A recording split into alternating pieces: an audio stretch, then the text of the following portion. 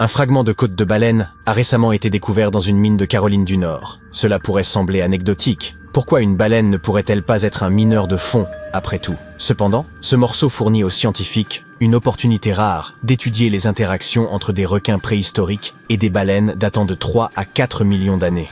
Ce fragment de côte présente 3 marques de dents, révélant que cette baleine a été mordue par un animal possédant des mâchoires extrêmement puissantes. D'après l'espacement des marques, qui atteint près de 6,3 cm, il est possible qu'il s'agisse d'un requin à grandes dents, tel que le mégalodon, ou d'une autre espèce de requin ayant vécu à cette époque. La courbure de la mâchoire du requin indique que l'animal était relativement petit, avec une taille estimée entre 4 et 6 mètres. Quant à la baleine, elle semble avoir été l'ancêtre d'une baleine bleue ou à bosse. Les chercheurs sont stupéfaits. Il est rare de trouver des traces d'interaction et de comportement animal aussi bien préservés sous forme fossile.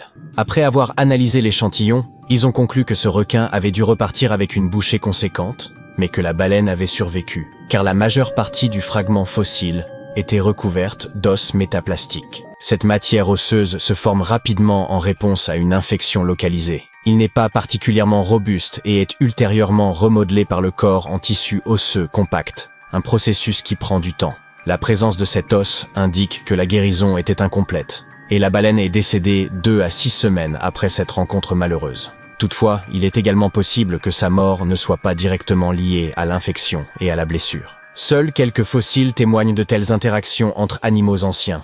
On retrouve souvent des marques de morsure sur les fossiles, indiquant où l'animal est décédé et où sa carcasse a été dévorée. Mais ce vestige est l'un des rares à illustrer non seulement une blessure infligée par un autre animal, mais aussi à démontrer que la proie a survécu. Tous les fossiles suscitent l'enthousiasme des paléontologues. Et oui, ces gens devraient peut-être sortir de chez eux plus souvent. Mais certains fossiles peuvent sembler terrifiants aux yeux du grand public. Prenez par exemple cette image montrant des bras tentaculaires et des têtes octogonales. Lors de sa première apparition dans les médias, de nombreux internautes ont avancé qu'il s'agissait d'un organisme ancien, venu de l'espace. D'autres ont estimé que toute l'histoire n'était qu'une imposture. Pourtant, l'image est aussi authentique que le fossile. Ce fossile est connu sous le nom de plaque de mortalité, une représentation fossilisée d'un événement d'extinction massive touchant une ou plusieurs espèces. En réalité, ce fossile renferme plus d'une douzaine de spécimens d'un type d'organisme marin appelé crinoïde. Contrairement à leur apparence, les crinoïdes n'étaient pas des plantes mais des animaux marins. Cette espèce particulière vivait profondément sous l'eau, sur le fond océanique. Les crinoïdes étaient apparentés aux étoiles de mer, aux oursins et aux ophiures. Ces créatures pouvaient s'ancrer au fond marin grâce à des tiges composées de disques flexibles et poreux, reliés par des tissus mous. Ces tiges étaient creuses et abritaient le système nerveux de l'animal. Les crinoïdes absorbèrent l'oxygène par le biais de pieds tubulaires à parois fines. Généralement, ces animaux mesuraient plus de 20 cm de long et possédaient 5 bras ornés de structures semblables à des tentacules plumeux. Ils se nourrissaient de plancton et de matière organique à la dérive. Bien que ces découvertes fossiles soient tout à fait fascinantes, peu de créatures dont nous avons les fossiles ont autant intrigué les scientifiques que le monstre de Tully. Cette étrange créature marine présentait un museau denté ressemblant à une trompe et des yeux écartés le long d'une tige rigide. Mais le plus étrange, c'est qu'il demeure impossible à classer. Depuis la découverte du monstre en 1966, les chercheurs ont envisagé diverses hypothèses concernant son identité, telles que des vers segmentés, des limaces nageuses ou des créatures primitives ressemblant à des anguilles. Plus récemment, certains ont tenté de le relier à des espèces de poissons dépourvus de mâchoires et dotés d'une structure semblable à une colonne vertébrale.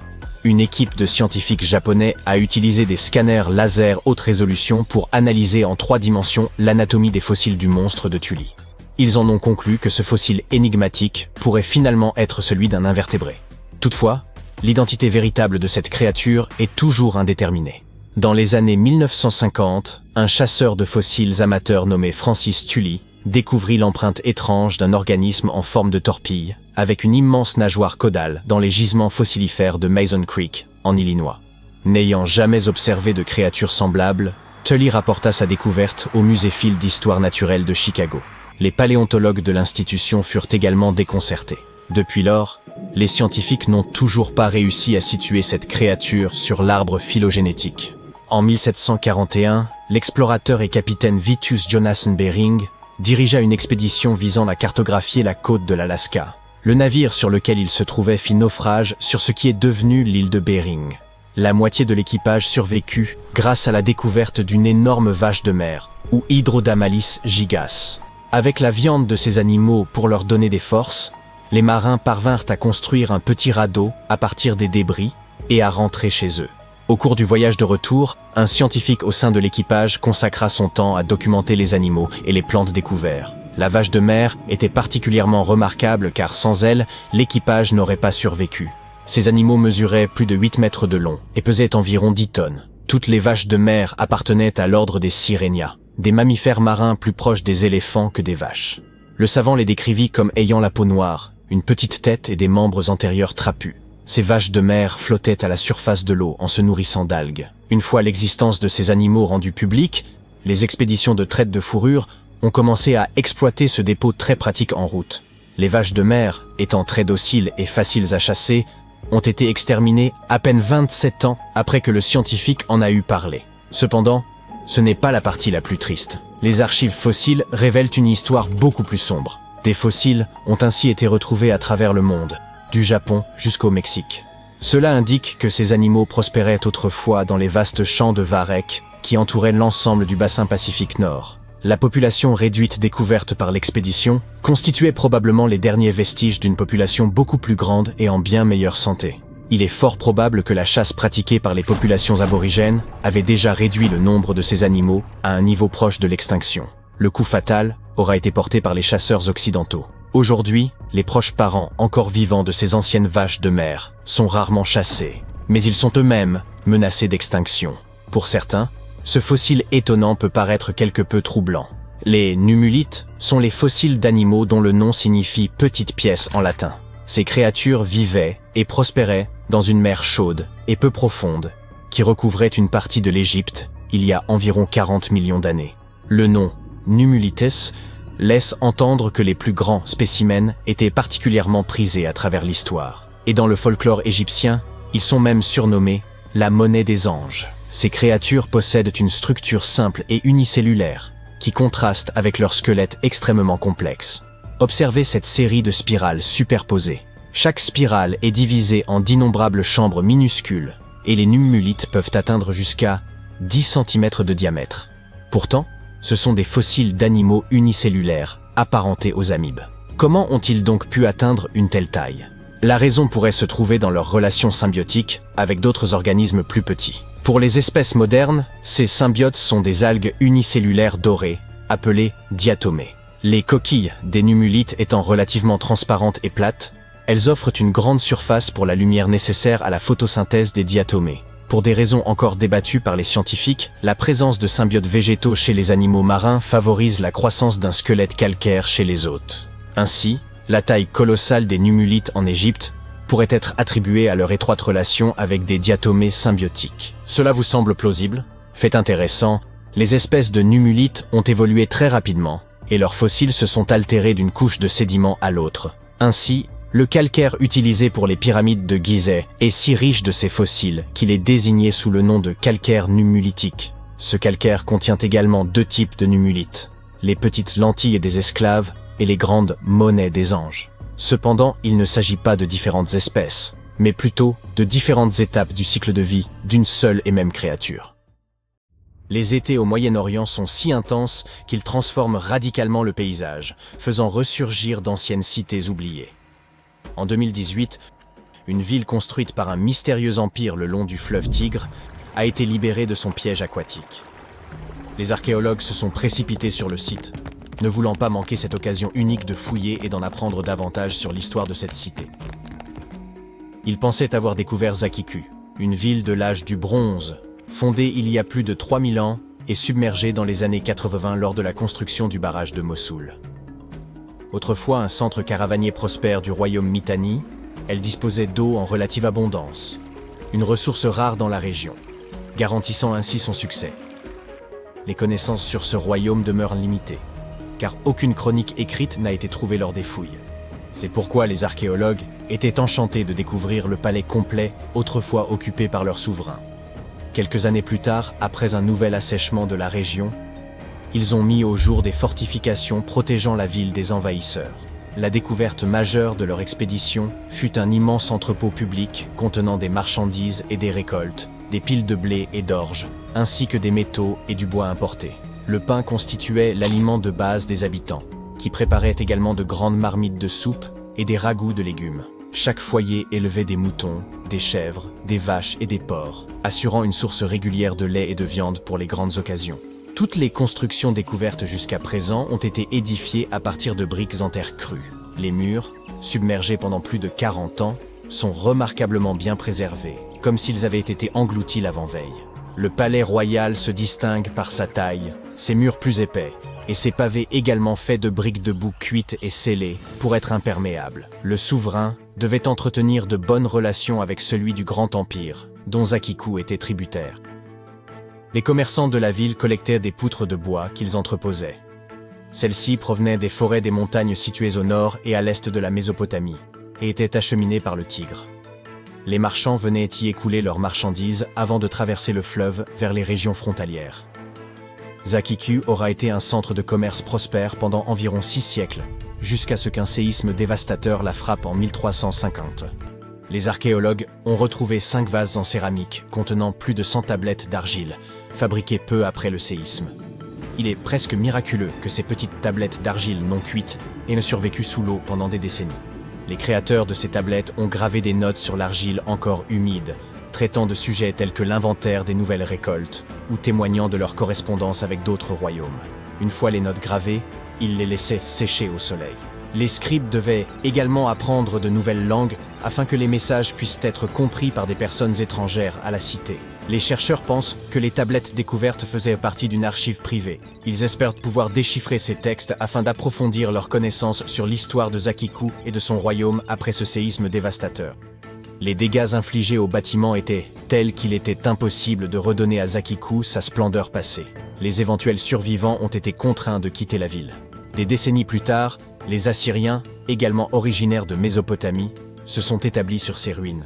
Ils ont érigé leurs propres habitations en utilisant les structures préexistantes comme enceintes extérieures. Toutefois, leur présence n'aura duré que 50 ans avant qu'ils ne dessinent de bâtir une nouvelle capitale sur des terres plus fertiles, espérant ainsi prospérer grâce à l'agriculture.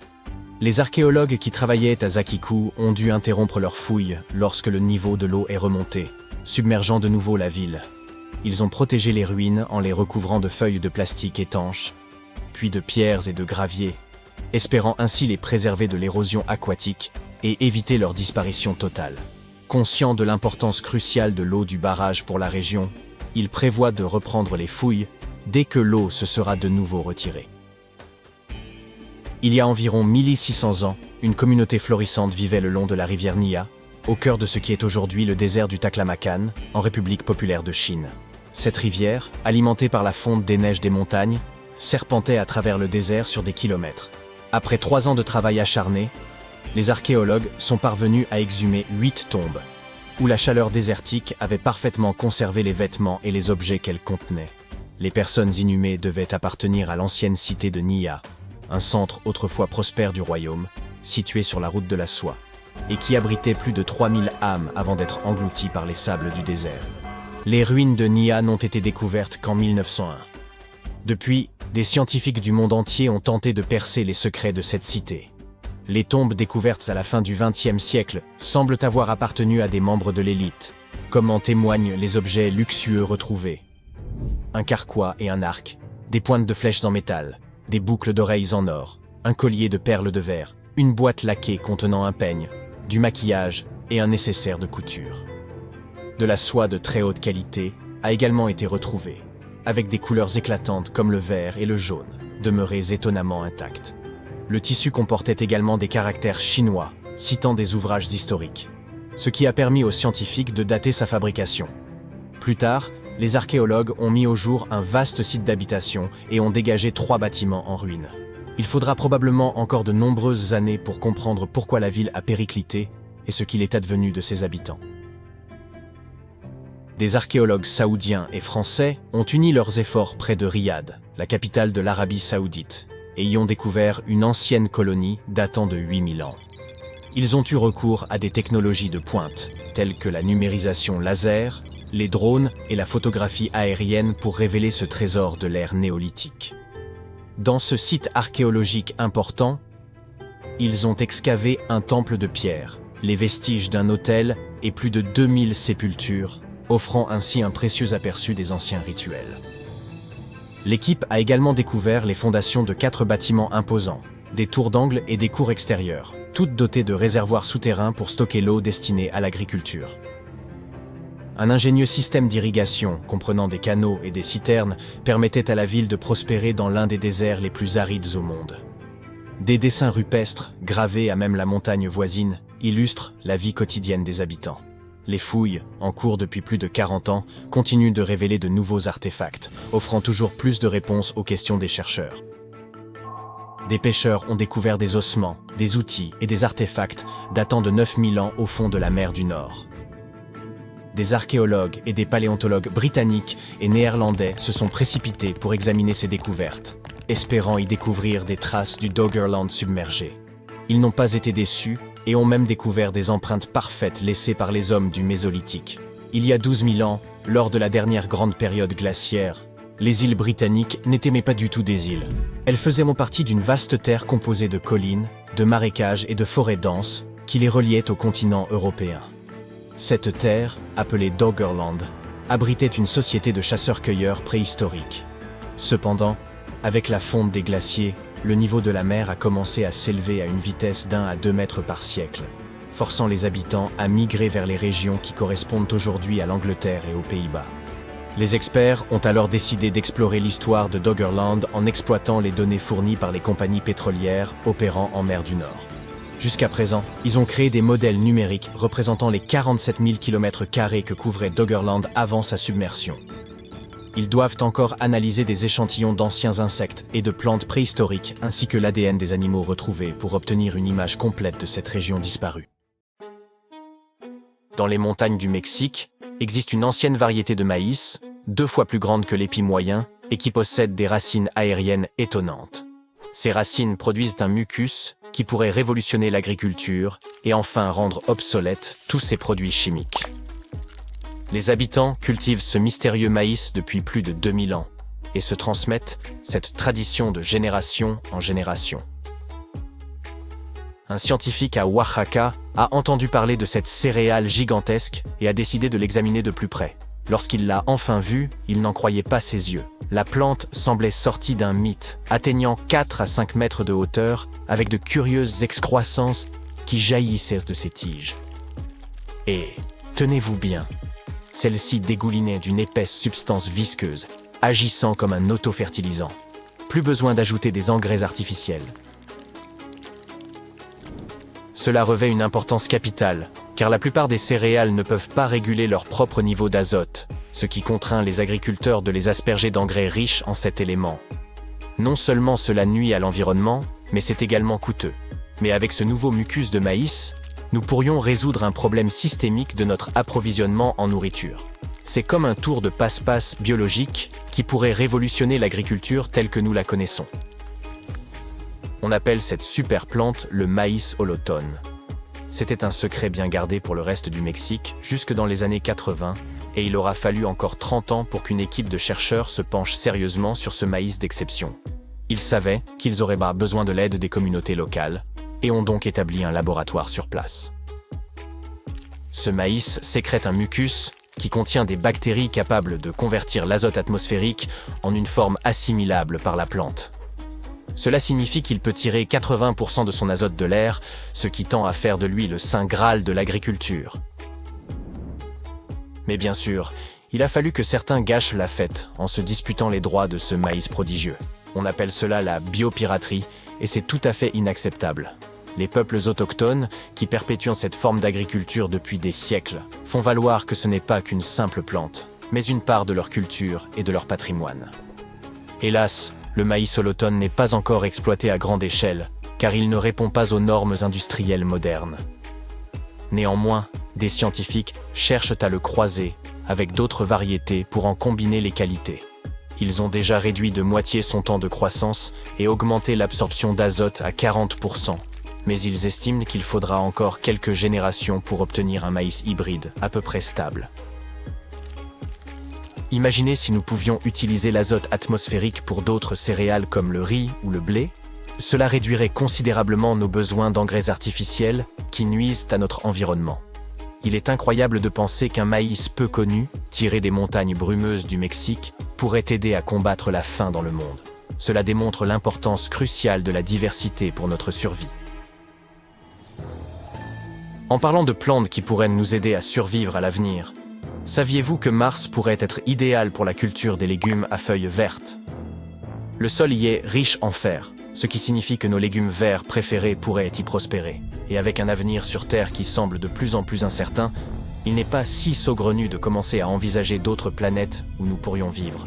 Mais, malheureusement, la plupart des planètes sont trop chaudes pour permettre la vie. Sérieusement, Vénus peut atteindre jusqu'à 480 degrés. C'est plus que suffisant pour faire fondre le plomb.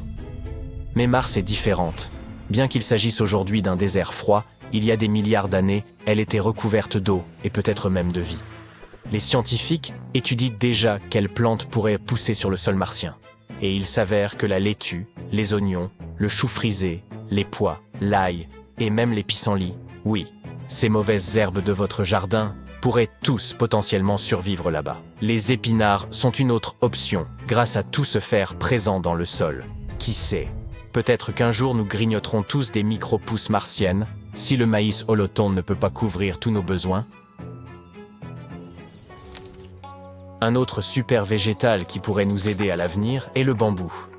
Alors que des pays comme la Chine, le Japon, les Philippines, la Thaïlande et l'Indonésie raffolent de ces délicieuses pousses de bambou, elles sont également très appréciées dans les îles. Au Bangladesh, on trouve même un plat traditionnel à base de bambou. Pas étonnant qu'on le surnomme le roi des légumes. Il est délicieux et regorge de bienfaits pour notre santé. De plus, une demi-tasse contiendrait jusqu'à 11% de vos besoins quotidiens en potassium. Si vous avez la chance de tomber sur des pousses de bambou fraîches, cherchez celles qui sont fermes et lourdes avec une base large. Et ne les laissez pas virer au vert, cela signifie qu'elles ont été exposées au soleil trop longtemps et auront un goût amer. Si vous vous sentez aventureux, vous pouvez même récolter vos propres pousses, à Hawaï par exemple. Mais le bambou ne se limite pas à l'alimentation. Il offre de nombreux autres avantages. C'est la plante qui pousse le plus rapidement sur Terre. Certains types de bambou peuvent croître d'1 mètre en une seule journée, soit plus de 2 cm par heure en moyenne. Le bambou est également durable et renouvelable car il se propage très rapidement. Une forêt de bambou pousse beaucoup plus vite qu'une forêt d'arbres ordinaires, ce qui en fait une sorte le prodige du règne végétal. Certaines études indiquent également que le bambou peut produire jusqu'à 35% d'oxygène de plus qu'une forêt de conifères. Et devinez quoi? Il peut remplacer le bois dans presque tous les usages. Il existe des milliers de produits en bambou qui sont tout aussi performants que leurs homologues en sapin. On parle là de papier, de revêtements de sol, d'instruments de musique, de meubles, de matériaux de construction. Quoi que vous puissiez imaginer, en somme, le bambou peut s'en charger. Passons à un sujet sérieux. Selon des chercheurs britanniques, nous n'exploitons qu'une infime partie du potentiel des végétaux. Parlons d'abord des superplantes. Saviez-vous que les légumes dans votre assiette étaient autrefois de simples plantes ordinaires?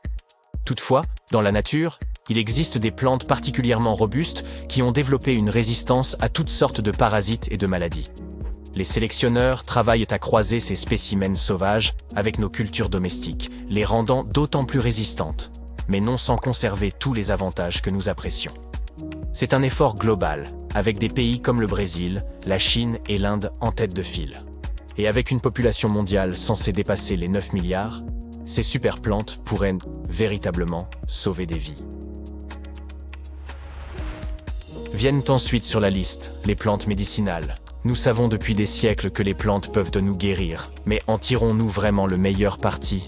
Il existe plus de 2008 000 espèces de plantes aux usages médicinaux. Mais moins de 16% d'entre elles sont réellement utilisées en médecine. C'est fou! Cette industrie pèse plusieurs milliards, et des pays comme l'Allemagne plébiscitent déjà les remèdes à base de plantes. Mais nous devons rester prudents. Il existe de nombreux produits douteux qui pourraient faire plus de mal que de bien.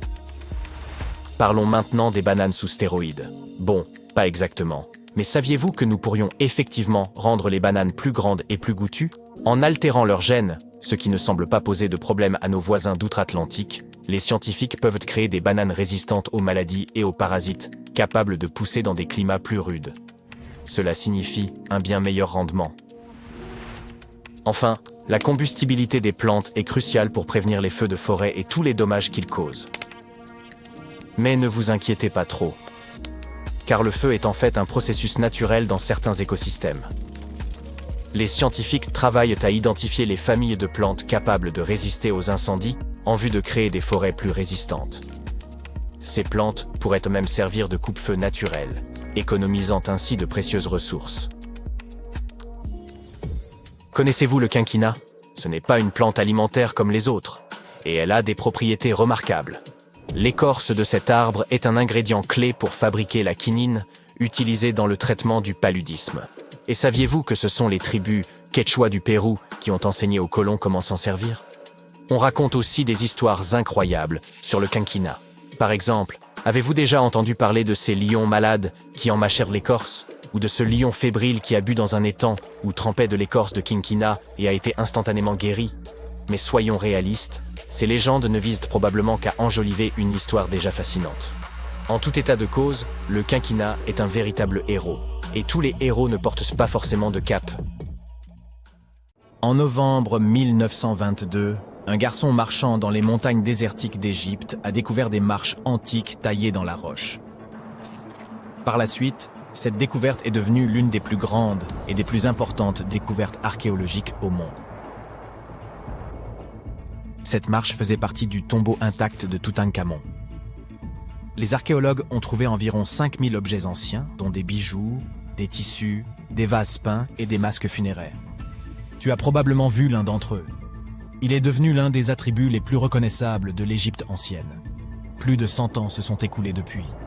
Aujourd'hui, l'humanité s'est enfin rapprochée d'une autre découverte de grande envergure, la tombe de Cléopâtre. Cette reine a été la dernière souveraine active du royaume ptolémaïque d'Égypte, qui a siégé sur le trône de 51 à 30 avant notre ère. Il existe de nombreux documents anciens sur Cléopâtre, son règne et sa personnalité hors du commun. Mais jusqu'à présent, personne n'avait découvert les secrets de son décès et de son lieu de sépulture. Kathleen Martinez, archéologue, étudie depuis des décennies les documents anciens et les temples autour d'Alexandrie et a conclu que la tombe de la reine devait se trouver sous la cité antique de Taposiris Magna, Tapusiris Magna, fondée en 280 avant notre ère. Il s'agissait d'une grande ville située sur la côte nord de l'Égypte, où des dizaines de milliers de personnes travaillaient dans le commerce et l'industrie. Et il semble que les suppositions du docteur Martinez se soient révélées exactes. Avec un groupe d'archéologues, elle a découvert un tunnel souterrain secret près d'Alexandrie, d'une longueur d'environ 1300 mètres. Il a été creusé dans la roche sous le temple de Taposiris Magna.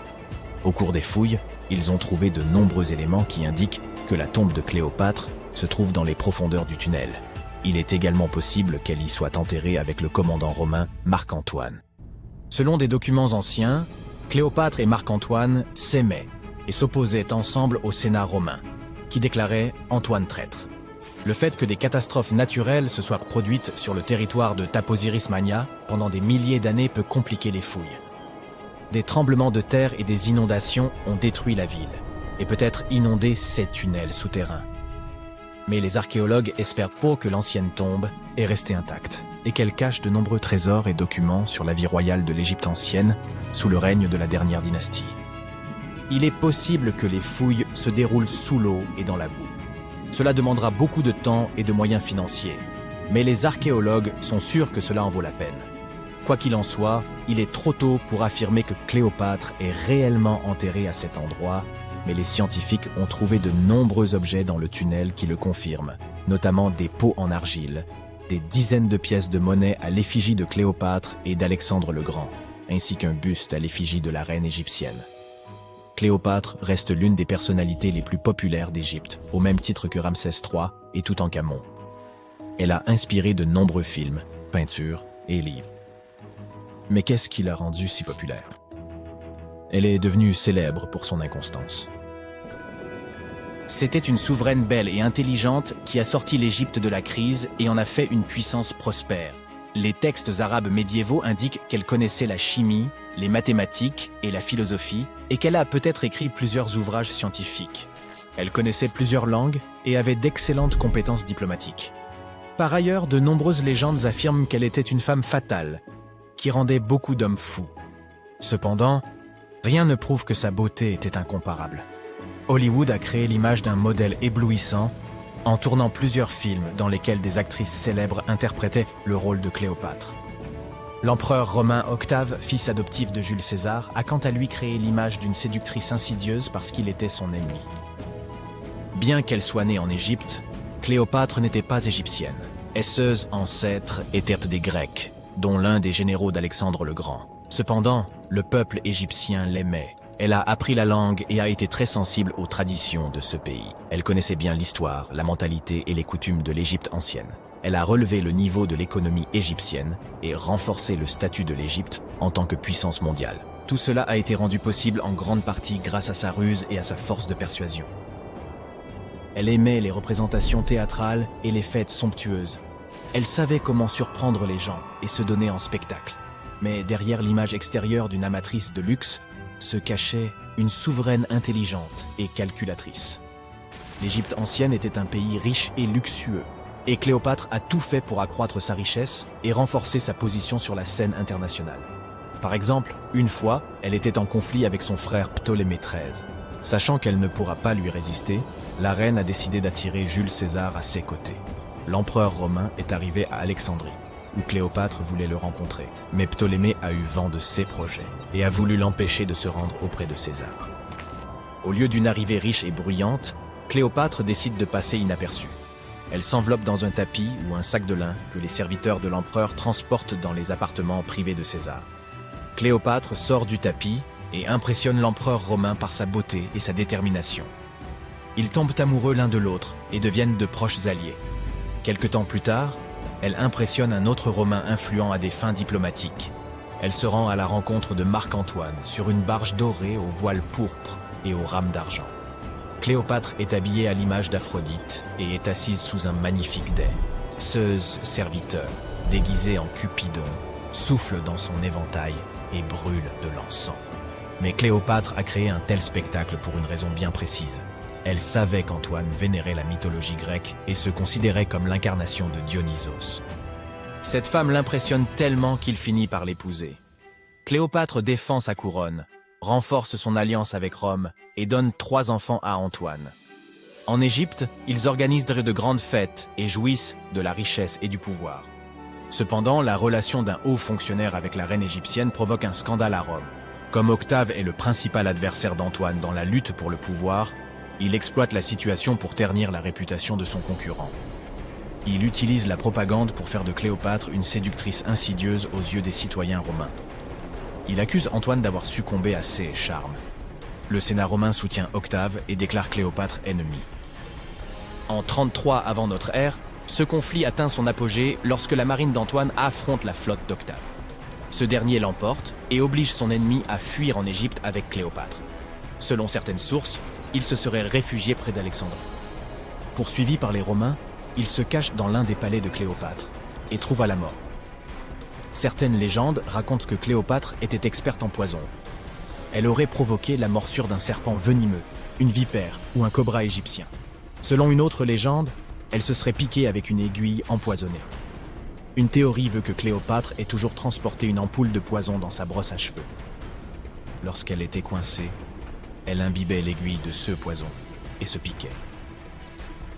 Rien de tout cela n'est certain. Les scientifiques tentent toujours de découvrir la vérité. Peut-être que lorsqu'ils atteindront la tombe de Cléopâtre, le monde obtiendra plus de réponses sur son destin tragique. Elle est considérée comme la dernière souveraine d'Égypte.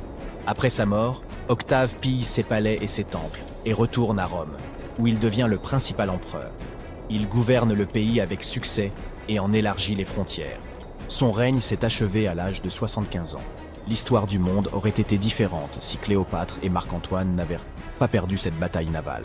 À propos, saviez-vous qu'il s'est écoulé plus de temps entre le règne de Cléopâtre et le volume de Neil Armstrong sur la Lune qu'entre le règne de la reine égyptienne et la construction de la grande pyramide de Gizeh? Armstrong a posé le pied sur le satellite de la Terre en 1969, soit 2038 ans après la naissance de Cléopâtre. Et la construction de la pyramide a eu lieu en 2560 avant notre ère. Imagine la longueur de l'histoire de l'Égypte ancienne. Cléopâtre est plus proche de nous dans le temps que les pyramides. Nous sommes en 1898 et tu participes à des fouilles à Saqqara. Cet endroit, situé non loin du Caire, regorge de tombes anciennes et de pyramides. En bon aventurier, tu espères trouver quelque chose de vraiment cool et devenir célèbre. De l'or, des manuscrits, des cartes au trésor, des momies de pharaons. Mais tu trouves un oiseau en bois. Tu es très déçu. Ça ressemble à un simple jouet. Un jouet ancien, mais un jouet tout de même. Tu es alors loin de te douter que, dans quelques années, quelqu'un affirmera qu'il s'agit en fait d'un ancien monoplan. Cet objet, surnommé l'oiseau de Saqqara, est en bois de sycomore. Il a une envergure d'à peine 18 cm et pèse environ 40 grammes. Un beau souvenir de ton voyage en Égypte, à mon avis. Il a plus de 2000 ans et est assez simple, sans plumes gravées ni aucune autre décoration. Il a cependant un bec et des yeux, ce qui le fait un peu ressembler à un faucon, l'emblème du dieu Horus. Sa queue a quelque chose d'inhabituel, elle est carrée, étrangement droite, et on dirait qu'une pièce aujourd'hui manquante venait autrefois la compléter. Nous adorons résoudre les mystères, du coup, plusieurs théories ont été avancées au sujet de cet oiseau. La première, toute simple, est qu'il s'agissait d'un objet cérémoniel. La deuxième idée est qu'il s'agissait du jouet d'un enfant né dans une famille aisée.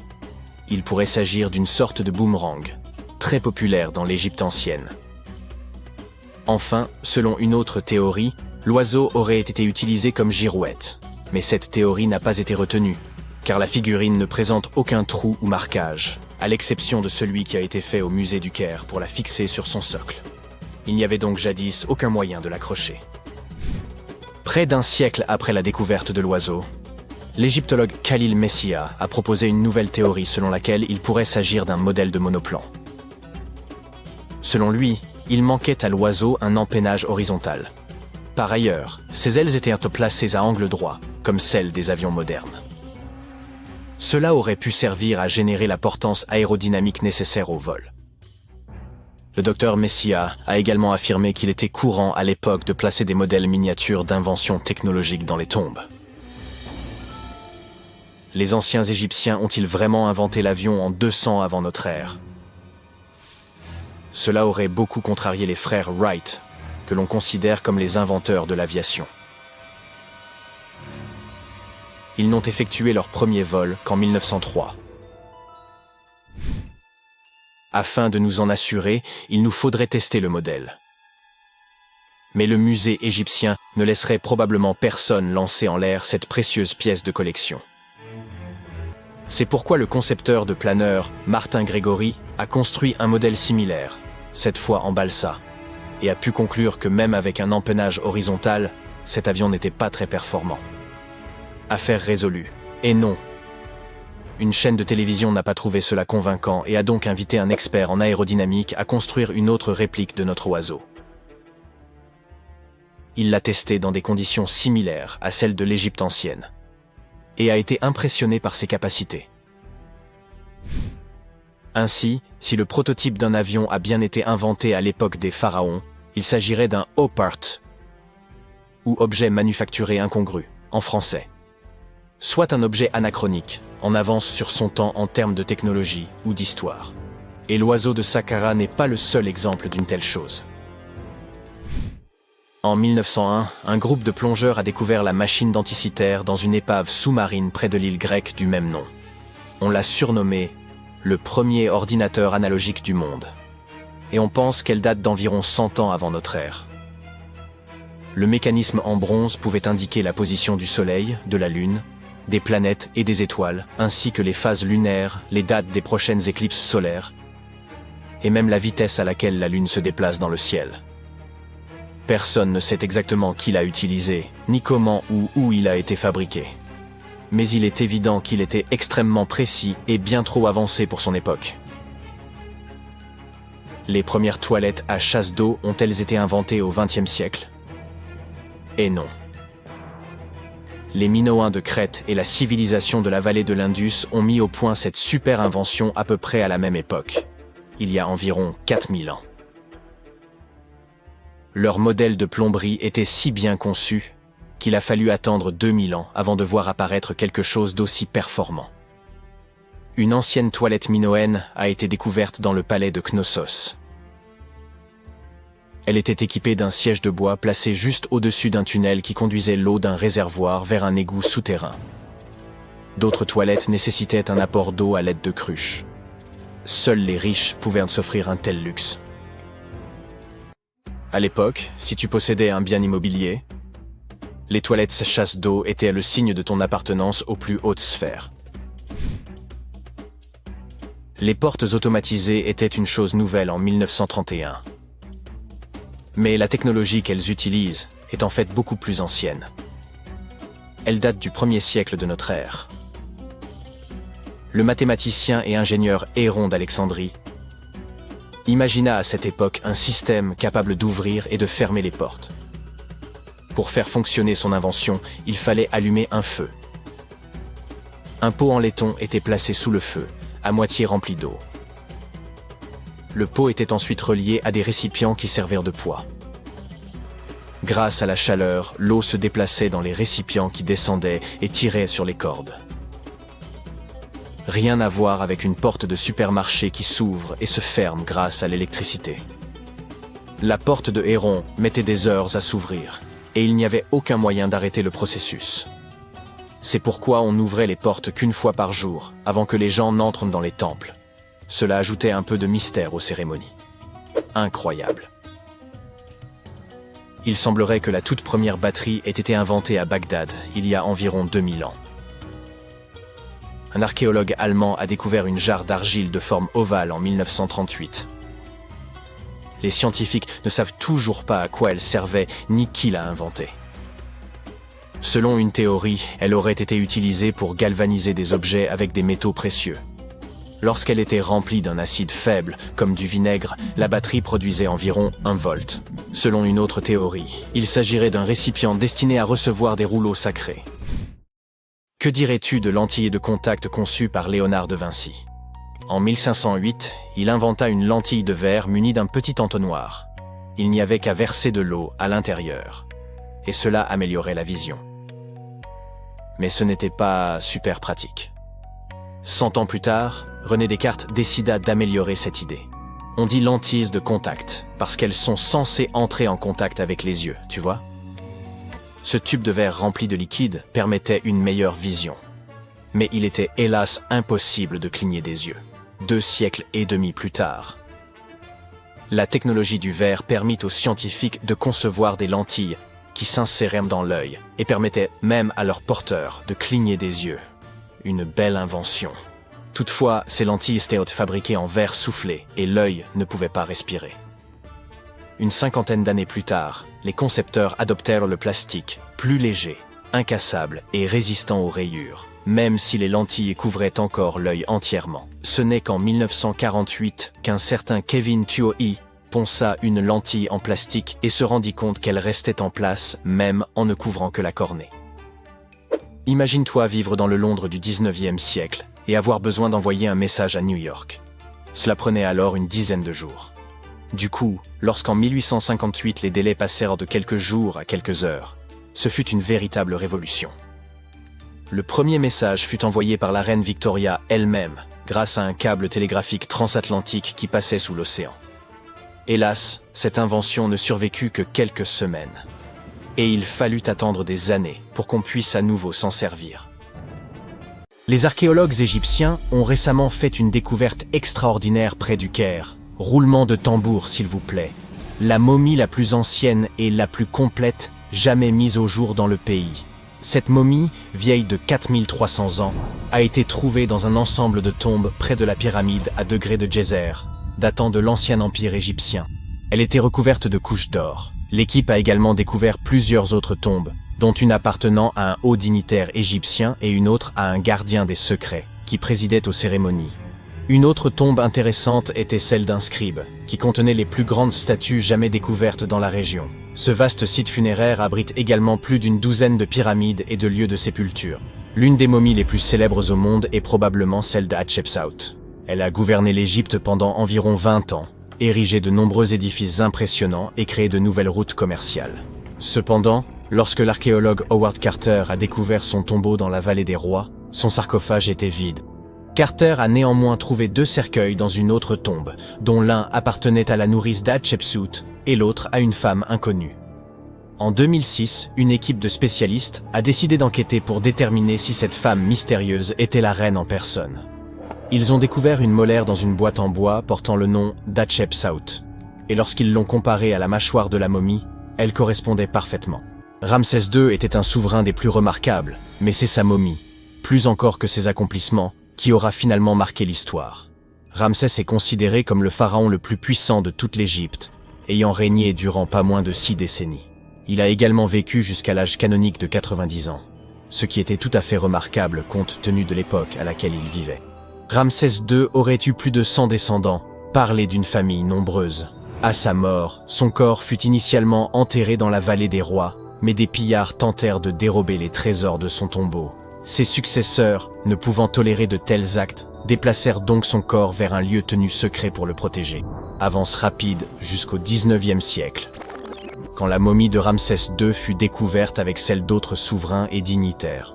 Cependant, elle n'était pas en très bon état. Les archéologues décidèrent donc de l'envoyer à Paris pour des soins appropriés. Le problème, c'est qu'il ne pouvait tout simplement pas être expédié vers un autre pays. La seule solution fut de donner à Ramsès II un passeport. Sa profession y était indiquée comme « roi », et le document comportait même sa photo. La plupart des momies ne sont pas nécessairement réputées pour avoir une peau très hydratée, mais celle d'une femme originaire de Chine et surnommée Lady Di prouve le contraire. Non, nous ne parlons pas de cette Lady Di, mais d'une marquise remontant à la dynastie Han, découverte dans un tombeau richement décoré en 1971. Grâce aux conditions particulières de son sépulcre, humidité et absence d'oxygène, son corps était presque parfaitement préservé. Sa peau était douce, ses cheveux impeccables, et elle était encore souple. Le musée qui expose aujourd'hui sa momie montre également une multitude d'objets luxueux enterrés avec elle, comme de la vaisselle et des instruments de musique. Les archéologues, en examinant la momie de plus près, découvrirent qu'elle était décédée d'une crise cardiaque vers l'âge de 50 ans. Bien qu'elle ait quitté ce monde depuis plus de 2000 ans, Madame Di continue de fasciner. La momie d'Ötzi, l'homme des glaces, fut découverte dans les Alpes en 1991. Les autorités autrichiennes pensèrent d'abord qu'il s'agissait d'un alpiniste moderne, tant il était bien conservé. Il s'avéra qu'il provenait en réalité de l'âge du cuivre. Grâce à l'étude de sa momie, retrouvée dans un col de montagne à plus de 3000 mètres d'altitude, nous en avons énormément appris sur la vie en Europe durant le Chalcolithique. Par exemple, nous savons qu'il était originaire d'Europe centrale et qu'il consommait régulièrement de la viande. Il souffrait également d'arthrite, de rétrécissement des artères et de troubles intestinaux. Mais il utilisait probablement l'acupuncture et des herbes médicinales pour traiter ses affections. Apparemment, il était aussi très habile de ses outils. Il les avait aiguisés quelques jours à peine avant sa mort prématurée. Peut-être anticipait-il des ennuis? Ou se préparait-il simplement pour une tâche de routine? Le roi Toutankhamon et son histoire figurent parmi les plus célèbres de toutes les momies d'Égypte. Ce pharaon est décédé à l'âge précoce de 19 ans, il y a plus de 3 millénaires, mais sa momie reste l'une des plus emblématiques au monde. Lorsque son tombeau a été ouvert en 1922, l'excitation était à son comble car il était encore intact, contrairement à de nombreux autres tombeaux royaux. Il contenait des sarcophages somptueusement ornés, dont un en or massif. Non seulement le tombeau de Toutankhamon nous a offert un aperçu de l'histoire de l'Égypte ancienne, mais sa momie nous a également beaucoup appris sur l'époque dans laquelle il vivait. L'analyse de son ADN a permis d'identifier ses parents et a révélé que le pharaon souffrait d'une rare maladie osseuse qui aurait pu le rendre invalide. Ginger est probablement l'une des momies les plus fascinantes dont vous entendrez jamais parler. Il ressemble à un voyageur temporel venu d'il y a 5000 ans, arborant encore ses cheveux dorés et ses ongles parfaitement préservés. Ginger a été découvert en Égypte et est considéré comme le corps momifié le plus ancien jamais découvert.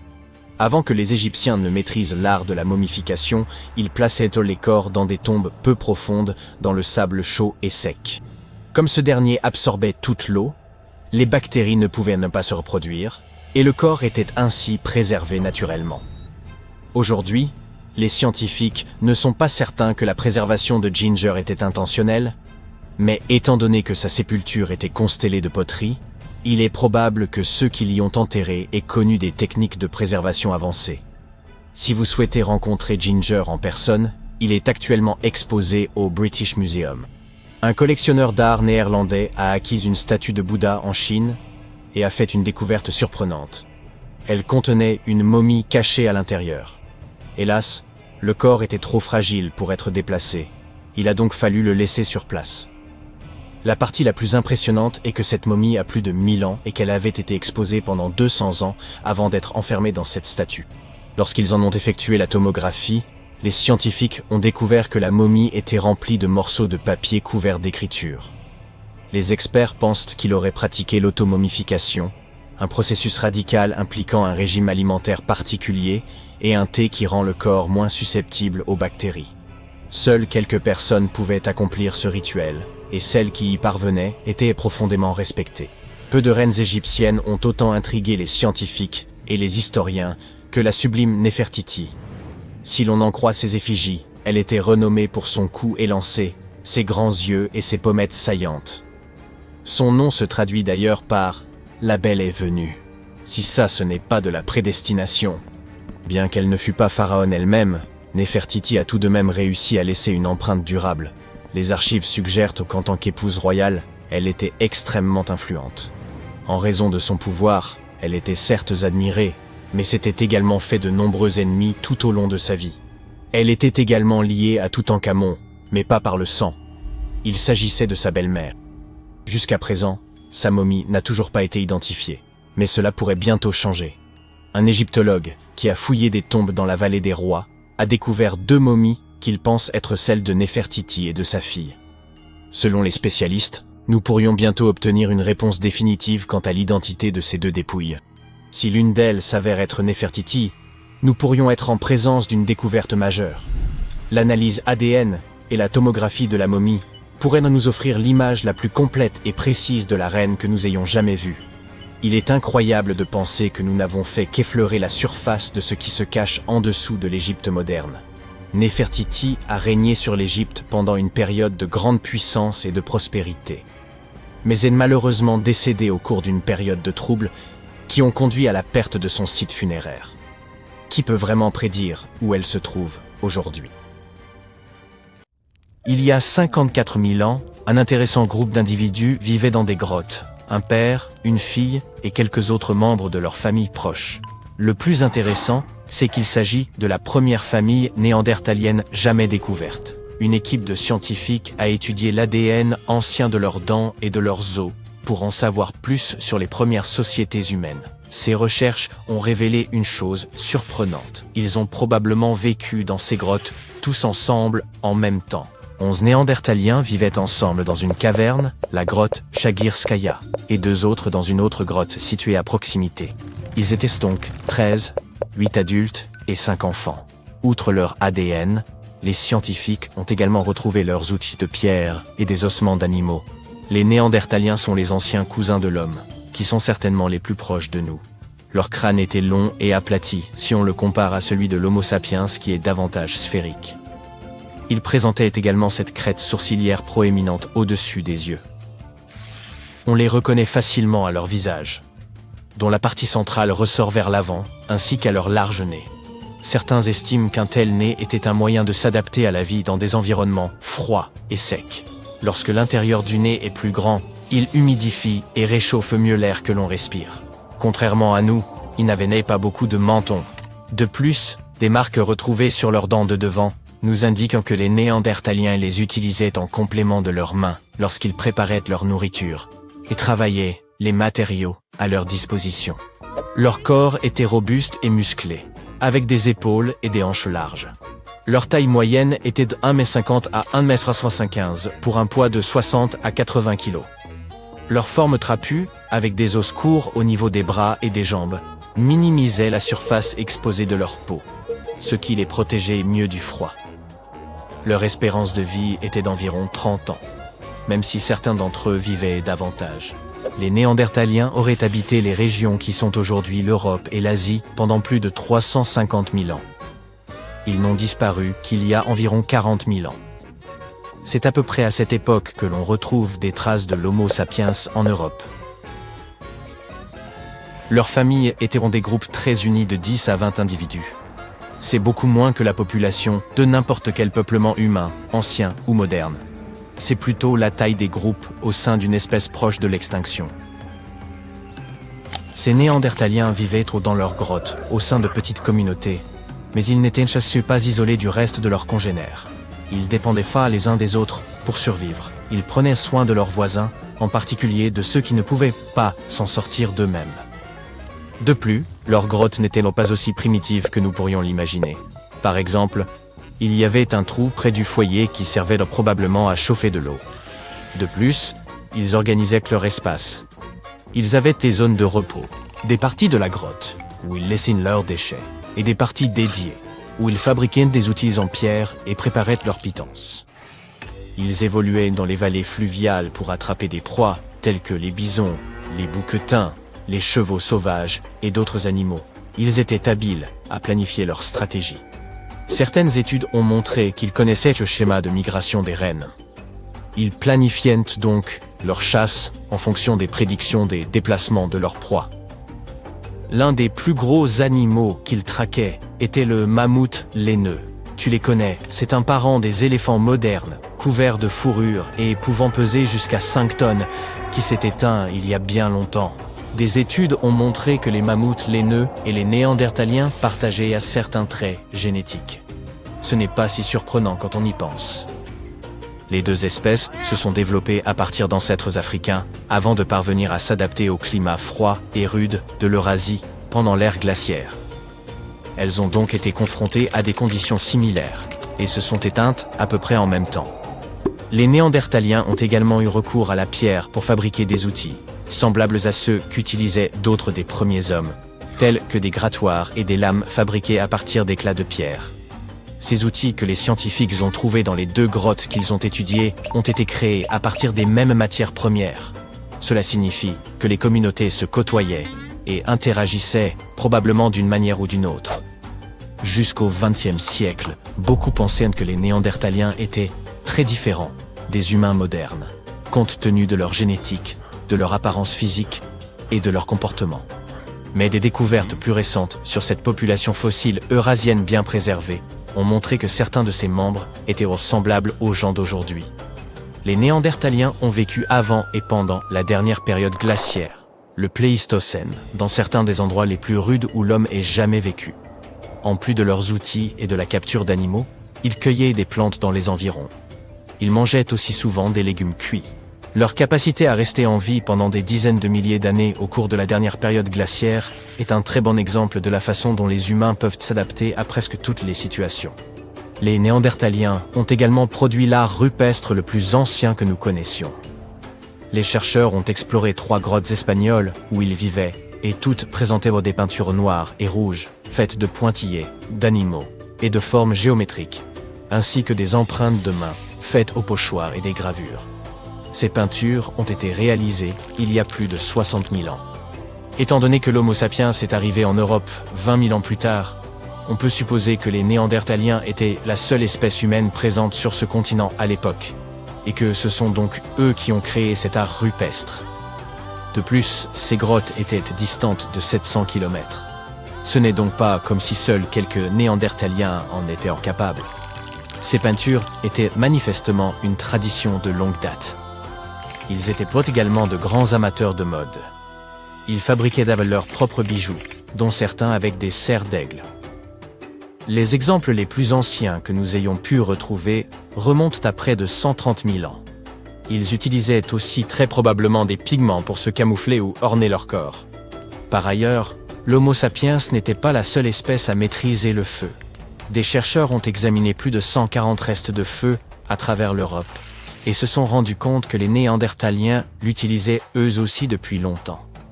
Ces traces comprenaient du charbon de bois, des os calcinés et des objets en pierre chauffée. Les Néandertaliens utilisaient le feu pour la cuisson de leurs aliments et la fabrication d'outils. Ils collèrent des manches en bois à des morceaux de pierre avec de la poix, qui agissait comme une colle naturelle. La combustion de l'écorce de bouleau étant le seul moyen de fabriquer ce liquide gluant, les Néandertaliens devaient donc savoir maîtriser le feu. La plupart des gens s'imaginent que les Néandertaliens grognaient probablement, mais en réalité ce n'est pas le cas. Leur voix n'était pas non plus tout à fait la même que la nôtre. Leur grosse poitrine, leur posture et la forme de leur gorge leur donnaient probablement une voix plus forte et plus aiguë que celle de l'homme moyen. Ils n'avaient probablement pas un vocabulaire aussi sophistiqué que le nôtre. Mais ils pouvaient utiliser un langage complexe, car ils disposaient eux aussi d'un os hyoïde. Il s'agit de cette petite chose que nous avons dans notre cou et qui soutient la base de notre langue. C'est cette même chose qui nous permet de vocaliser comme nous le faisons. Les Néandertaliens nous ressemblaient fort plus que nous ne le pensons. Certains pensent qu'ils auraient même construit des navires permettant de traverser la Méditerranée. Et ce n'est pas comme si les Néandertaliens avaient vécu quelque part. C'était éteint, puis que les humains modernes étaient apparus. Il semblerait que ces groupes se soient rencontrés il y a environ 100 000 ans dans la péninsule arabique ou au Moyen-Orient. C'est à cette époque que les premiers groupes d'humains modernes ont quitté l'Afrique. Des scientifiques ont analysé l'ADN de l'une de ces femmes de Néandertal qui vivaient il y a plus de 50 000 ans. Et ils présentaient également des gènes d'humains modernes.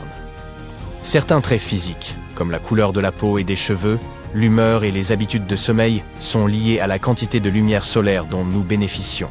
Les Néandertaliens ont vécu en Europe et en Asie longtemps avant l'arrivée de l'homme moderne. Ils étaient donc habitués à un ensoleillement moindre par rapport à ceux venus d'Afrique. Ces Néandertaliens avaient des traits de caractère différents en raison de leur plus faible exposition à la lumière du soleil, et ces traits ont été transmis à leur progéniture lorsqu'ils se sont mêlés aux humains modernes. En d'autres termes, certains traits de caractère que les humains modernes présentent aujourd'hui sont influencés par les gènes de Néandertal. Par exemple, les personnes qui sont noctambules ont parfois quelques gènes néandertaliens. Et par ailleurs, environ 1% des Néandertaliens avaient la peau claire, les cheveux roux et peut-être même des taches de rousseur. Tout se passa en 1708. Le 8 juin, le galion espagnol San José rentrait en Espagne depuis les Caraïbes. Au total, il y avait 17 navires. Le capitaine du San José savait qu'il allait avoir des ennuis, car des navires anglais rôdaient dans la région. Il savait qu'il serait à la recherche du trésor chargé sur les navires. La valeur du trésor venu du Nouveau Monde était si astronomique qu'il pouvait bouleverser le cours des événements en Europe. Pour être en sécurité, le galion espagnol devait atteindre Cartagena de Indias, là que se trouve aujourd'hui la Colombie. Malheureusement, un autre destin attendait le San José. Les 4 navires anglais apparurent. Le galion ne put leur échapper. Il n'avait d'autre choix que de faire demi-tour et de se battre. C'est alors que le chaos commença. Les drapeaux rouges indiquant que la bataille avait commencé. Les canons en action. L'odeur de la poudre. Personne ne sait exactement comment tout cela se termina. À la tombée de la nuit, il était difficile de voir clairement ce qui se passait. La seule chose qui est restée dans l'histoire est le naufrage du vaisseau amiral San José, puis le silence. Vaisseau amiral, le San José était un galion très important d'un point de vue stratégique. Il transportait une quantité incroyable de métaux précieux tels que de l'or et de l'argent, mais aussi des perles et des pierres précieuses telles que les émeraudes. Tout cela resta au fond de l'océan pendant les 3 siècles suivants. Mais comment ce trésor perdu se transforma-t-il en légende? Tout d'abord, les estimations financières du trésor avancées par les scientifiques choquèrent tout le monde. Le navire aurait transporté entre 7 et 12 millions de pesos. D'accord, ce n'est peut-être pas la fortune d'Elon Musk, mais aujourd'hui cela représente environ 10 milliards de dollars. Avec cet argent, vous pourriez vous offrir des jets privés, un parking de Lamborghini et même un joli manoir. Et encore, il vous resterait encore beaucoup d'argent. À l'instar des pièces trouvées sur le Titanic, on pourrait penser que tout cela a dû rouiller. Mais lorsqu'il s'agit d'or, les choses se passent différemment. Le Titanic ne transportait pas d'or, ou du moins pas beaucoup. Les bijoux qui se trouvaient sur le Titanic étaient des effets personnels. Or, ce qui est génial avec l'or, c'est qu'il ne réagit jamais avec l'oxygène. Cela signifie que l'or véritable ne rouille pas et ne ternit pas. si votre collier en or et devient un peu plus foncé. C'est le signe qu'il ne s'agit pas d'or pur, mais d'un alliage, ce qui est également intéressant, car vous pouvez facilement le nettoyer. Pour en revenir au trésor perdu de San José, les pièces d'or qui s'y trouvent, même plus de 300 ans plus tard, sont censées avoir le même aspect aujourd'hui que le jour où elles ont été frappées. Revenons maintenant à l'endroit où le navire est censé avoir coulé. Vous vous souvenez que je vous ai dit que le capitaine voulait se rendre au rivage où se trouve aujourd'hui la Colombie? Eh bien, le 4 décembre 2015, le navire a effectivement été retrouvé dans les eaux de la Colombie. Comme pour beaucoup d'autres choses importantes aujourd'hui, le monde l'a appris par un tweet, envoyé par le président colombien de l'époque, Juan Manuel Santos. Cela fait des décennies que l'on cherchait le San José, et une fois qu'il a été retrouvé, sa popularité n'a fait que croître, et les mythes à son sujet se sont multipliés. L'une des légendes fut racontée par le Seigneur Santos lui-même. Après la découverte de l'épave, il accorda une brève interview à la radio. Le fait est que la découverte était plutôt inattendue. De nombreuses personnes ont consacré beaucoup de temps et d'efforts à la recherche de cette épave, et beaucoup d'entre elles avaient même abandonné l'espoir de la trouver un jour. Juan Manuel Santos raconta comment l'épave avait été découverte. Lors d'un événement officiel à l'extérieur de la Colombie, il fut abordé par un homme.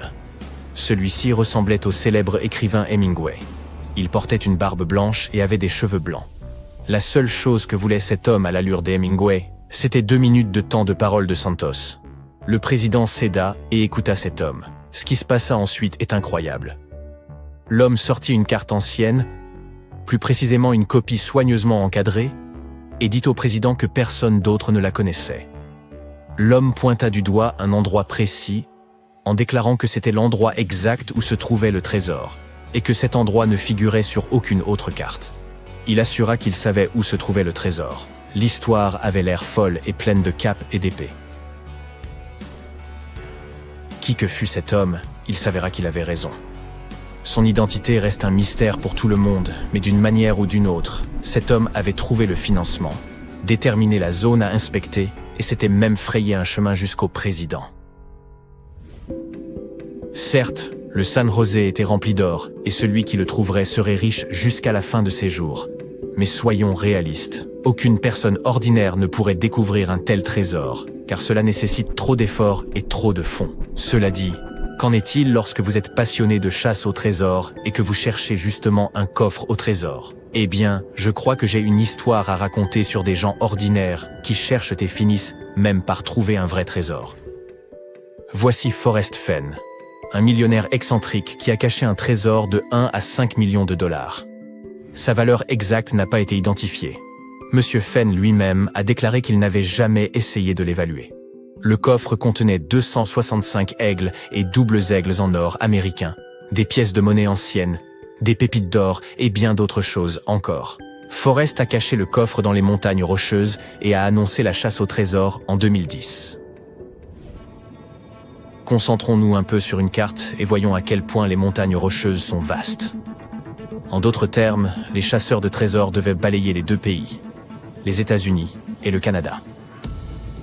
Au début, il s'agissait d'une petite chasse au trésor dont seules quelques personnes étaient au courant. Mais quelque temps plus tard, la compétition prit de l'ampleur. Des dizaines de milliers de personnes de lancèrent à la recherche du trésor. Des recherches ont montré qu'au cours de la décennie, environ 300 000 personnes ont tenté leur chance à la recherche du coffre mystérieux. Pour annoncer la chasse, Forrest Fenn utilisa un poème de 24 lignes. Ce poème contenait des indices que la plupart des chasseurs de trésors ne réussirent pas à décoder. Le coffre était si bien caché qu'il fallut 10 ans pour le découvrir. Il y eut également un blog intitulé « Thrill of the Chase », l'excitation de la chasse. Et le 6 juin 2020, Monsieur Fenn publia enfin la nouvelle tant attendue. Le trésor avait été trouvé. Forrest lui-même admit que toute personne lisant attentivement les instructions du poème pouvait trouver le trésor. Le poème fit le buzz sur Internet. De nombreux internautes essayèrent de décoder les 9 indices qu'il contenait. Certains d'entre eux donnèrent même des clés possibles pour décoder l'énigme. Ces spéculations ont peut-être aidé la personne qui trouva finalement le trésor. Au départ, Forrest Fenn lui-même ne savait pas qui avait déchiffré tous les codes du poème, traversé la forêt dense et récupéré le coffre. L'heureux élu avait préféré garder l'anonymat. Tout ce que nous savions, c'est qu'il s'agissait d'un homme originaire de l'Est des États-Unis. Le gagnant envoya une photo à Forrest Fenn et la chasse au trésor était officiellement terminée. Mais quelque temps plus tard, il se dévoila. Il s'agissait de Jack Stueff, un ancien journaliste et étudiant en médecine. Le trésor était caché sous une voûte d'étoiles dans une forêt des montagnes rocheuses. La végétation y est luxuriante, ce qui explique que le coffre ait été caché en profondeur. Le coffre n'a jamais été déplacé de l'endroit où il a été caché à l'origine. L'endroit exact est encore inconnu. Mais nous savons que le trésor a été caché dans le Wyoming. Jack admit que tous les trésors annoncés n'avaient pas été trouvés dans le coffre. Une petite grenouille en or sur un collier et une bague en émeraude espagnole manquaient à l'appel. Forrest retrouva en effet la grenouille dans sa collection et la donna à Stueff, mais il ne retrouva pas la bague. La chasse au trésor créée par Forrest Fenn peut sembler extravagante, mais il a expliqué pourquoi il avait décidé de la lancer. La seule chose qu'il prétendait avoir en tête était de donner de l'espoir aux gens. De nombreux mythes entourent ce qui est sans doute la plus grande structure jamais érigée par l'homme, la Grande Muraille de Chine. Certains affirment qu'elle est si vaste qu'elle serait visible depuis l'espace. D'autres prétendent qu'on peut l'apercevoir d'aussi loin que la Lune. D'autres théories suggèrent que les bâtisseurs de la muraille seraient restés à l'intérieur. Désolé de te décevoir, mais toutes ces histoires épatantes ne sont rien d'autre que des mythes. Mais même si ces légendes ont été démenties, la Grande Muraille de Chine demeure une structure impressionnante et à couper le souffle. Alors, laisse-nous te raconter sa véritable histoire. Aujourd'hui, la Chine est l'un des pays les plus peuplés du monde, avec 1,4 milliard d'habitants. C'est aussi l'une des nations les plus anciennes au monde. Elle présente 3500 ans d'histoire, écrite ininterrompue. Mais la civilisation existait bien avant cela. Selon une théorie, alors que le continent européen par exemple, a probablement été colonisé par des humains venus d'Afrique, la Chine n'aurait pas été peuplée par des nomades venus d'ailleurs.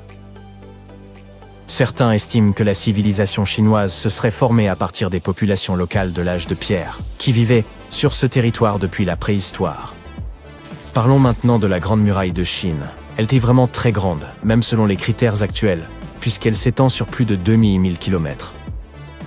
Pour mieux visualiser cela, c'est presque 5 fois la distance entre New York et Los Angeles. Voire même un peu plus que la distance entre le pôle Nord et le pôle Sud. Même à l'époque moderne, on n'a jamais construit quelque chose d'aussi grand. Bien sûr, la Grande Muraille de Chine ne s'est pas faite en un jour, 2 peut-être, tu peux continuer à compter. À vrai dire, la construction de la muraille aura duré des siècles. Tu sais sûrement que les cités anciennes étaient entourées d'enceintes pour se protéger des envahisseurs. Et oui, les villes chinoises en avaient aussi. C'est le premier empereur chinois qui a unifié le pays en 220 avant notre ère, et a eu cette idée brillante mais par trop ambitieuse. Convertir tous les murs de ces villes en une seule grande muraille qui défendrait la frontière du pays contre les attaques venant du nord. Un général de confiance dirigeait la construction, enrôlant un immense groupe d'ouvriers, soldats, roturiers et condamnés en tout genre.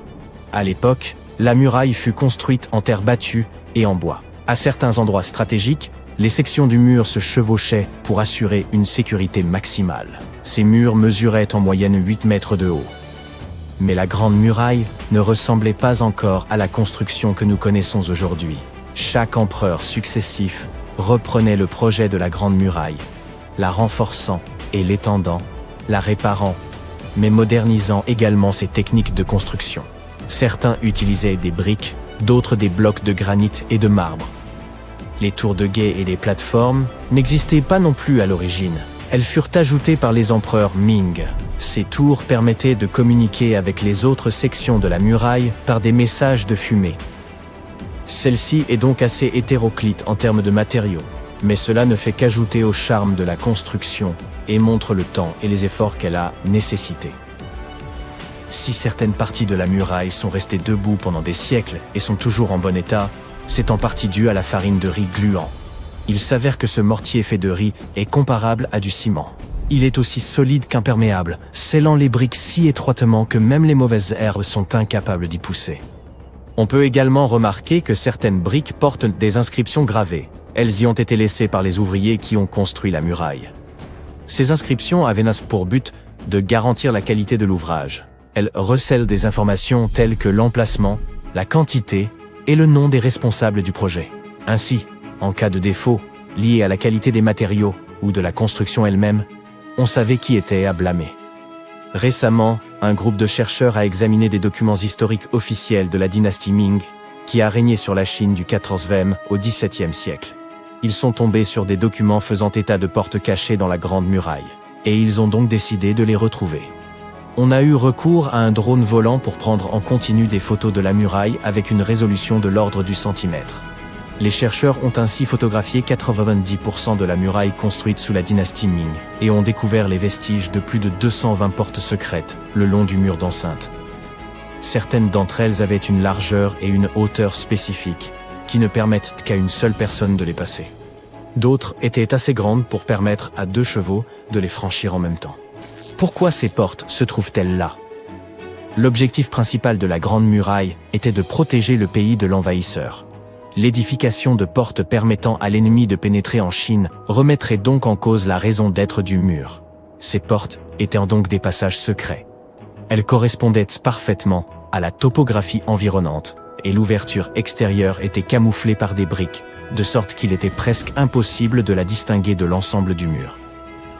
Mais la muraille ne remplissait pas seulement une fonction défensive, et elle n'a jamais été complètement close. Elle pouvait être ouverte sur demande. Cette structure était aussi utilisée pour les échanges et le commerce. La communication entre l'intérieur et l'extérieur et, bien sûr, pour la protection et l'espionnage. Certaines portes étaient utilisées pour le commerce avec les pays frontaliers. Et par des portes plus petites, une personne se faufilait pour espionner l'ennemi qui vivait de l'autre côté. Ces portes secrètes étaient également utiles en cas d'attaque soudaine. Comme on s'en souviendra, certaines d'entre elles étaient camouflées au moyen de briques à l'extérieur. La sortie était tellement indiscernable que l'ennemi n'avait aucune idée de l'endroit exact où elle pouvait se trouver. Pour les soldats chinois, l'entrée à l'intérieur était creuse. Ils pouvaient ainsi traverser le mur et briser la porte de sortie camouflée, lançant ainsi leur attaque surprise. Même si l'objectif principal était d'empêcher les étrangers de pénétrer dans l'Empire, la muraille n'était pas très efficace à cet égard. On pouvait toujours l'escalader ou la contourner. Elle était donc surveillée en permanence, et les gardes envoyaient des signaux aux troupes s'ils voyaient l'ennemi s'approcher. En outre, ce mur donnait davantage de temps pour mobiliser et renforcer les armées chinoises, ou pour attirer les troupes ennemies dans une position stratégique difficile. La construction s'est arrêtée à la fin du XIXe siècle, le mur ayant perdu son importance stratégique et militaire en raison des progrès technologiques. Au fil des siècles et jusqu'à aujourd'hui, seuls 8% de la Grande Muraille sont encore en bon état, le reste étant endommagé.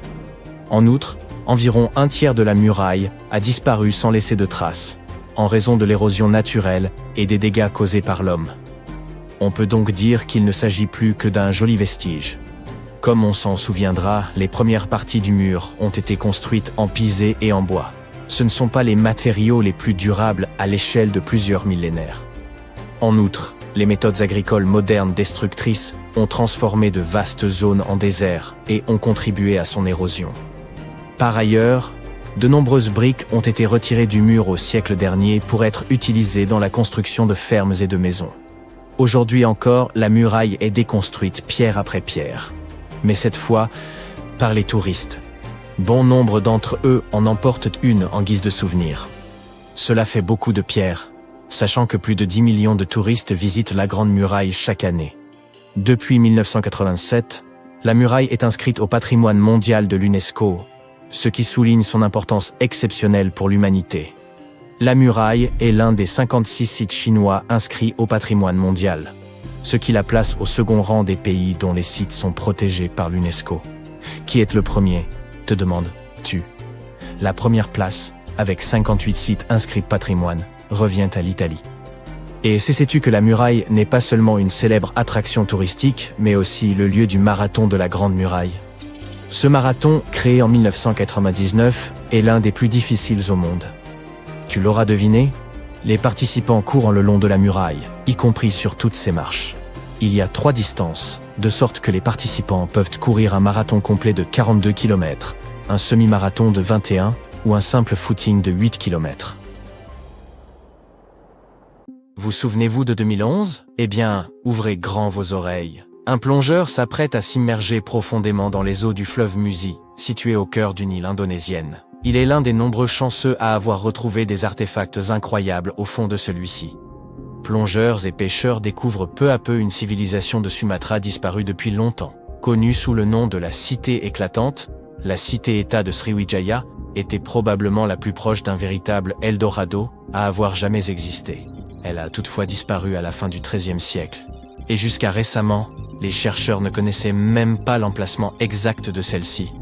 Imaginez une civilisation bâtie sur un fleuve, un véritable monde aquatique, selon les archéologues qui ont étudié Sriwijaya. Les maisons, les marchés et les lieux de culte ont été érigés sur des pilotis de bois, au-dessus du niveau de l'eau. Ses habitants se déplaçaient, comme les Vénitiens modernes, dans de simples bateaux.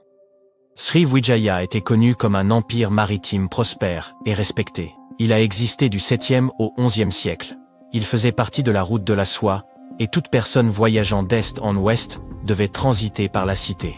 Ses souverains étaient avisés et sont parvenus à prendre le contrôle du détroit de Malacca, permettant ainsi à la cité d'obtenir un contrôle total sur les routes commerciales de la région. Le moins que l'on puisse dire, c'est que son nom avait quelque chose d'honorifique. Sriwijaya se traduit du sanskrit par « éclatante victoire » ou simplement « glorieuse ». La cité était un important comptoir commercial de l'époque. Elle était stratégiquement située sur les routes commerciales les plus influentes de l'ancien monde, ce qui signifie que ses habitants sont devenus extrêmement riches. Les anciennes sociétés les plus prospères avaient pour habitude d'exhiber ouvertement leur or et leurs richesses. Elles utilisaient souvent ces métaux précieux en guise d'offrandes à leurs divinités. Ou elles les utilisaient pour créer de grandes statues et pour en faire les parures de leurs rois et de leurs reines, ainsi que les décorations de leurs palais. Sriwijaya n'échappait pas à la règle. Des plongeurs indonésiens, qui ont exploré la moitié du fleuve Musi près de la ville de Palembang, en ont retrouvé certaines traces. Jusqu'à présent, ils ont découvert une statue grandeur nature de Bouddha, des bijoux incrustés de pierres précieuses, des cloches de temple, des miroirs, des cruches en or, et bien d'autres objets. Aucune fouille archéologique officielle n'a été effectuée dans la région. Ces artefacts sont donc les premiers éléments de l'empire de Sriwijaya jamais retrouvés. Sean Kingsley, un archéologue maritime britannique qui a rapporté ces découvertes, ne cache pas sa surprise. Longtemps, les gens ont spéculé sur la véritable richesse de Sriwijaya. Et il semble que les rumeurs aient été confirmées. Nous partons de zéro, dit-il. Nous ne savons pas quels vêtements portaient les habitants de Sriwijaya, quels étaient en tout leur goût, ou quel genre de poteries ils utilisaient pour se nourrir. Même si cette découverte a suscité un certain enthousiasme dans la communauté scientifique, il y a un revers à cette médaille. Les plongeurs et les pêcheurs revendent les artefacts récupérés sur le marché international des antiquités, avant même que les archéologues n'aient pu les examiner. Les chercheurs pourraient essayer d'acquérir certains articles, mais ils sont vendus pour des millions de dollars à travers le monde entier. La plupart des informations dont nous disposons au sujet de cet Eldorado de l'Orient provient des récits de marchands. Ces descriptions relatent que Sriwijaya était un royaume de serpents, mangeurs d'hommes et de perroquets multilingues. Voilà qui n'est pas banal. Certains affirment que ces volcans actifs donnaient à la cité un aspect irréel et inquiétant. Et toutes ces histoires soulignent la quantité d'or dont elles foisonnaient. Les récits de voyage étaient une façon courante de décrire les villes dans les temps anciens. Au cas où vous ne le sauriez pas, c'est ainsi que la légende d'Eldorado a débuté à l'origine. Alors que les explorateurs européens débutèrent leur excavation des terres sud-américaines au XVIe siècle, il se disait qu'une civilisation amazonienne avait pour coutume de peindre ses chefs en or et d'offrandes aux divinités. La légende de El Hombre Dorado, alias l'homme doré, a commencé à se répandre rapidement à travers l'Europe. Il s'est avéré que ce n'était là que la pratique cérémonielle d'une civilisation précolombienne. Celle-ci n'indiquait aucunement des ressources en or illimitées. Personne ne sait ce qui a provoqué le déclin de l'empire Sriwijaya. Certains avancent que ces volcans actifs auraient pu l'engloutir, ou peut-être que les maisons de bois construites au-dessus du fleuve ont fini par couler. Peut-être que si les plongeurs continuent de récupérer des objets perdus au fond de l'eau, les archéologues pourront déterminer ce qui est vraiment arrivé à la ville. Il semble que cela soit assez courant dans l'histoire du monde. Certaines civilisations anciennes ont disparu sans laisser de traces, comme cela s'est produit avec la civilisation Maya, par exemple. Les Mayas ont réussi à bâtir l'un des plus grands empires de l'Amérique précolombienne. On pensait qu'il abritait plus de 2 millions de personnes, et il a prospéré pendant plus de 6 siècles. Sa disparition soudaine est une chose qui intrigue les archéologues et les scientifiques. Les Mayas ont commencé à s'implanter en Amérique du Sud dès 1500 avant notre ère. Leur civilisation s'étendait de la péninsule du Yucatan au Mexique jusqu'au Guatemala en passant par le Belize. On pense qu'ils ont érigé environ 40 villes à l'apogée de leur empire. Ils ont également développé un système complexe de hiéroglyphes qui est étudié depuis sa découverte par les scientifiques modernes. Les Mayas étaient de fervents ingénieurs, astronomes et agriculteurs. Il s'agissait d'un peuple post-nomade qui s'était installé dans de vastes zones de terres agricoles, où ils pouvaient cultiver du maïs et d'autres types de légumes. Les archéologues en apprennent encore beaucoup sur la civilisation maya en inspectant ses ruines. La ville de Chichén Itzá, située dans la péninsule du Yucatan, est l'un des sites mayas les plus importants découverts à ce jour. Le site compte un total de 26 ruines et abrite une pyramide mondialement célèbre, connue sous le nom d'El Castillo. Elle se compose d'une série de terrasses carrées avec des escaliers sur chacun des 4 côtés du temple. Elle a été construite en hommage au dieu serpent à plumes. Les Mayas étaient de tels prodiges de l'architecture qu'ils ont réussi à construire une pyramide qui projetait une ombre particulière. Plus précisément, en fin d'après-midi pendant les équinoxes de printemps et d'automne, la pyramide projette plusieurs ombres triangulaires qui créent l'illusion d'un serpent à plumes rampantes long de l'édifice.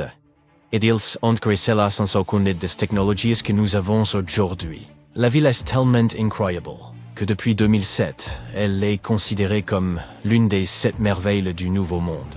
La civilisation maya a prospéré pendant plus de 6 siècles grâce à un système de gestion des ressources avisé et à de solides connaissances astronomiques. Les Mayas étaient capables de prédire avec précision les éclipses et, au seul moyen de leur technologie rudimentaire, pouvaient même localiser Vénus et Mars. Ils avaient mis tout ce qu'il fallait pour prospérer beaucoup plus longtemps qu'ils ne l'ont réellement fait. C'est pourquoi la chute des Mayas intrigue autant les scientifiques modernes. Personne n'a été capable de comprendre tout à fait ce qui a conduit à leur déclin, du moins jusqu'à une découverte récente. Une étude réalisée par la NASA prétend pouvoir expliquer ce qui aurait pu se passer. Les archéologues ont découvert un échantillon de pollen piégé pendant plus de 1200 ans dans d'anciennes couches de sédiments lacustres, qui remontent à l'époque précédente pour l'effondrement de cette civilisation. L'analyse a révélé quelque chose de complètement nouveau sur les Mayas. Au lieu des hypothèses qui suspectaient que les Mayas auraient disparu en raison d'une terrible épidémie ou d'un conflit prolongé dans la région, cela pourrait être dû à la déforestation. Il se peut que pour construire tout leur royaume, ils aient dû abattre beaucoup d'arbres. Sans arbres, leur sol aurait pu s'éroder, et toute leur terre fertile aurait pu lentement mais sûrement devenir stérile. Selon les chercheurs de la NASA, les températures dans la région auraient pu augmenter d'environ 6 degrés. Et à partir de ce moment-là, le sol serait devenu encore plus sec, et les cultures plus difficiles à entretenir. En gros, la NASA dit que les Mayas sont devenus incapables de faire la seule chose qui les faisait prospérer, à savoir l'agriculture, et leur royaume a commencé à décliner. Ah, oui, et cette théorie a été étayée par une autre découverte. Les archéologues ont retrouvé des squelettes datant de l'époque de leurs anciens royaumes. Ceux-ci présentaient des signes évidents de malnutrition. Cette théorie pourrait réellement apporter un nouvel éclairage sur l'histoire des Mayas. Elle pourrait expliquer ce qui a conduit à la chute d'une civilisation aussi puissante. Qu'en pensez-vous? Quelle théorie semble vraie? Avons-nous réellement réussi à découvrir la raison de la chute de la civilisation Maya?